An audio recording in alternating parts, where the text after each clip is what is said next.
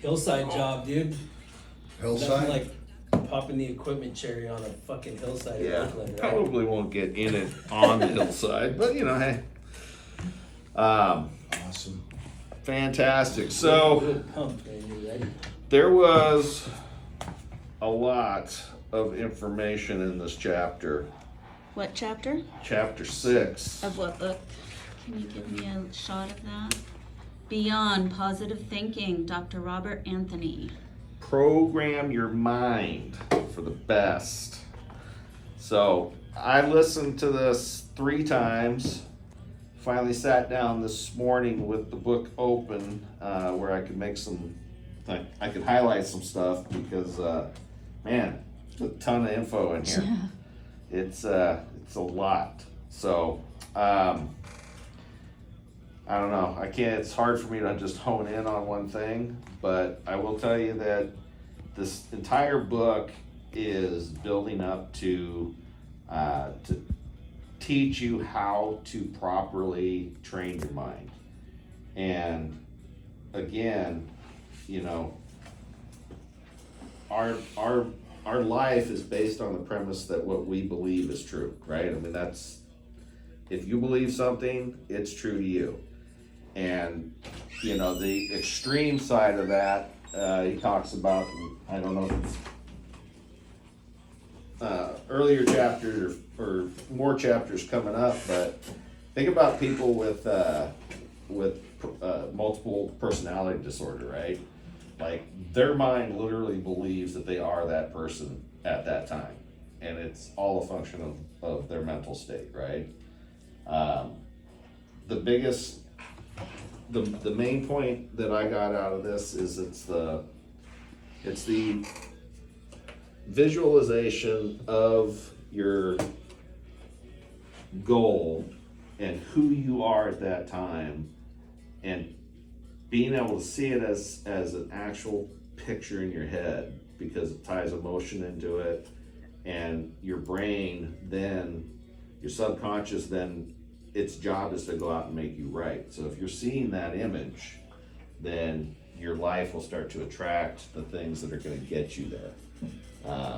But getting that picture in your head isn't as easy as just thinking it.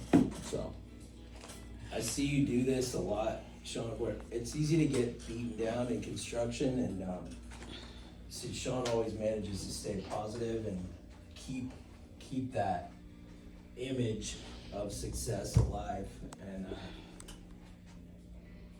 it's tough sometimes. Yeah. You know? It's like He's got a gift for that. yeah. Yeah. He's like that. not entertained. The sergeant that's just like forward. Yeah. Burn the bridges, Yeah. burn the boats, Yeah. right? There's no other way. We'll but take that forward. hill. But it's incredible how much your mind dictates your life. And it's, you know, it's not just being positive. It's not just being, you know, I don't know the right word, but it's not enough to just be like, oh yeah, everything's great, even if it's shit.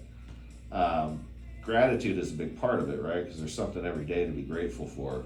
And the more you focus on things you're grateful for, the more those things will come into your life, right? But it's all a function of focus. If you're focused on all the trouble and all the worry and all the crap, then you're just going to see more of that, and you're going to attract more of that, and you'll just be more of that. So, but I did notice in this book there's an effort to explain the negative side of what is going on kind of naturally and occurring in everyday life, and then there's the effort to then show the how to do it properly. So as I go through this book, I really hone in on the positive ends, right? And again, it's about focus, right? I don't want to dwell on the why I'm here now. I just want to look at where am I trying to go and how do I get there. So that's what I got. Izzy, what you got? Can you guys hear me? Yeah. Yeah. I liked this section, the most powerful force in the world, your belief. And I like the way Brandon says it all the time. He says it in a lot of his, when he goes on stage, what you think is what you say is what you do, and what you do becomes your legacy, right? And it's crazy how many times your belief can kill dreams. Make good decisions. Or it can make big thoughts a reality. You know, Grant, he was, druggy, right? Wasn't really doing good when he started, and then all of a sudden he just started believing in himself, putting 100% in himself, learned sales, and now the dude's a billionaire. So, we need to start believing that we can achieve big things. We could do big things. We're all capable of it, but what holds us back is our belief, and it kills a lot of people's dreams. And it's sad to see, because Americans, 78% just live day to day. They don't have any goals. And I feel like, this group right here, we're on, we got big goals, we got big dreams, we're on track to achieving them. And hey, man, even though if we don't, like you said, Shawn, if we don't get to our goal, we're a lot further ahead than what we thought we would have been. Yeah. So we gotta go ahead and get out there and get it. 10x, baby. 10x, baby, I love it.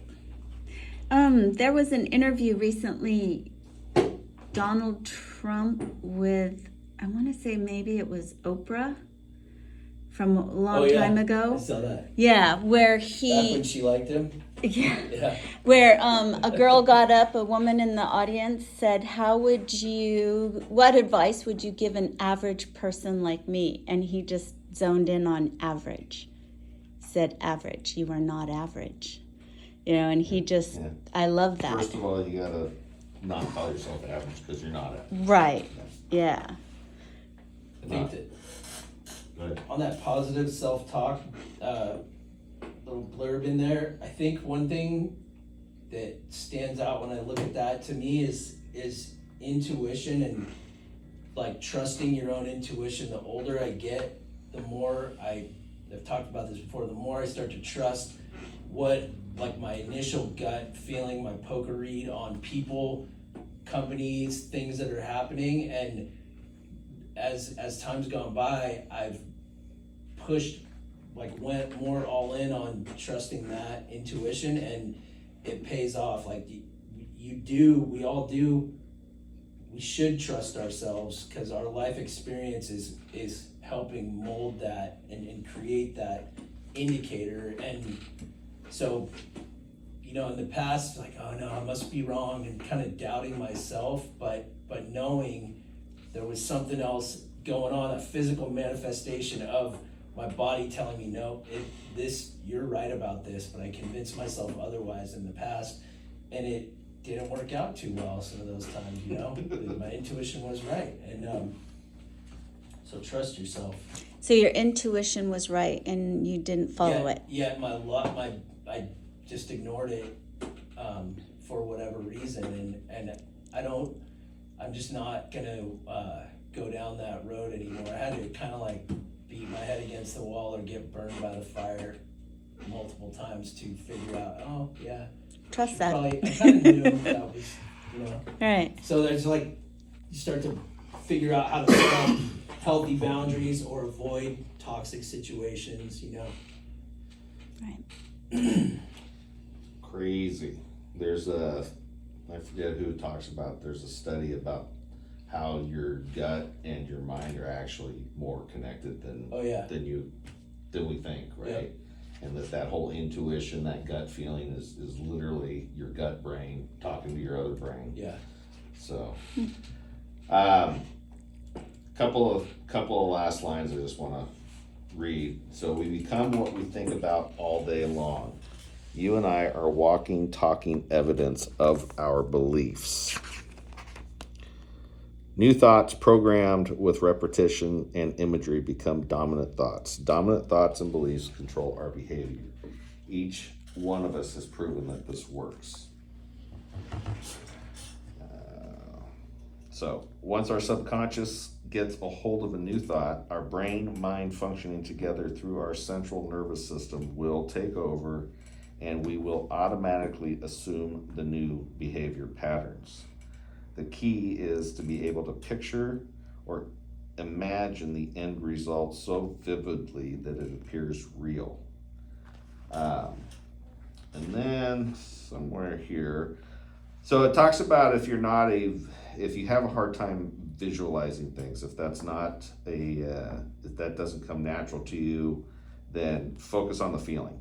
They say if you have a hard time seeing the picture, concentrate on the feelings of what you want to feel when you get there, and those feelings will then help to manifest the same outcome.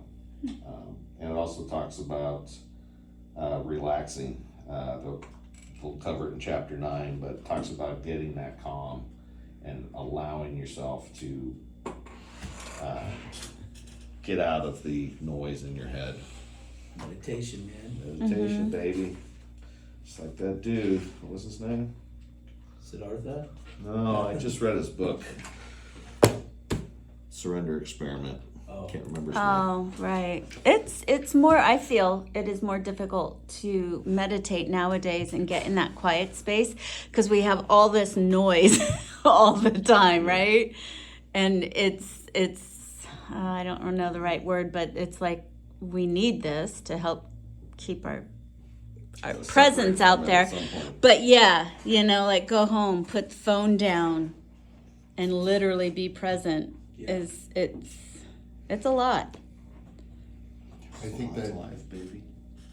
this chapter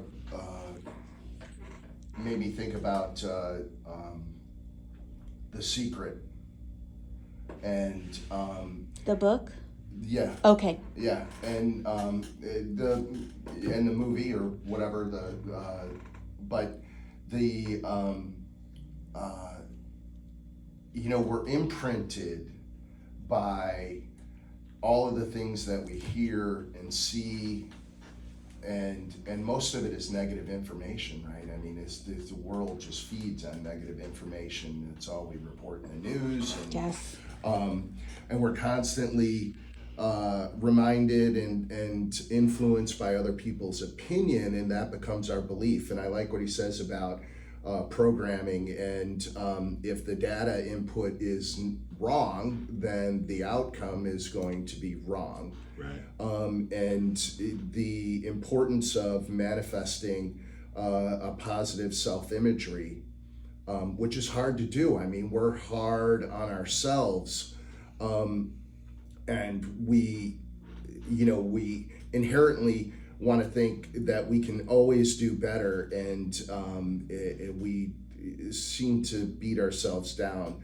And I just really liked how he talked about changing the input and changing the belief in ourselves to become more positive. But it brought me back to The Secret and the manifestation of, where you want to go and what you want to be, and how to make that the imprint that stays with you. Yeah. Yeah, there's another part of this, I think it's in this chapter too, where it talks about trying to force change is counterproductive, right? It says as soon as you say, I have to do this, or I'm gonna do this, your subconscious is automatically going to try to support you out of it, because it's not something that you're visualizing, it's not somewhere you're going, it's something you're trying to avoid, right? I'm gonna quit overeating. Oh, okay, well, don't worry about it, I'll take care of that, right? So that's another part of the process too, is you can't beat yourself up every day, but you can get a little better every day, right? So it's about the journey. It's not there's no one-way ticket to paradise. So, all right, well, I appreciate Izzy, you jumping on for this. I appreciate you guys all staying dedicated to the process. This is all part of our focus, right? It's all part of surrounding ourselves with can-do people. Or as I was described once, a will-do person. There's no can-dos, it's just will-dos, right? So, awesome. Guys, good? Good. Yeah. All right, I will catch you later, Thank you. Thanks. See you guys. Bye.